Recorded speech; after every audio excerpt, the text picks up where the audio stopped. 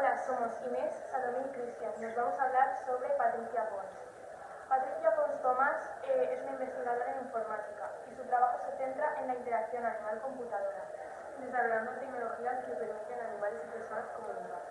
Como juegos a distancia entre niños hospitalizados y perros. En 2019 recibió un importante premio por su investigación.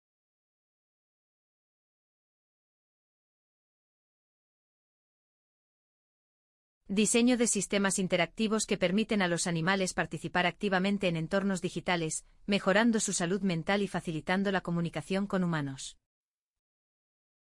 La tecnología inmersiva para la salud mental. Desarrollo de aplicaciones para terapias emocionales y psicológicas, creando entornos lúdicos personalizados para pacientes y terapeutas. ¿En qué proyecto trabajo ahora? En un proyecto de realidad mixta para la salud mental que consiste en trabajar la regulación emocional, a través de juegos que fomentan la motivación. Para este proyecto contamos con la ayuda de los profesionales de la salud mental.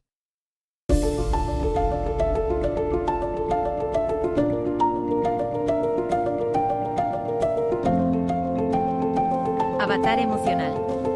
En este proyecto se colocan sensores para saber el estado de la persona. Oportunidades en ingeniería informática. Mucha demanda de trabajo. Te permite aplicar tus conocimientos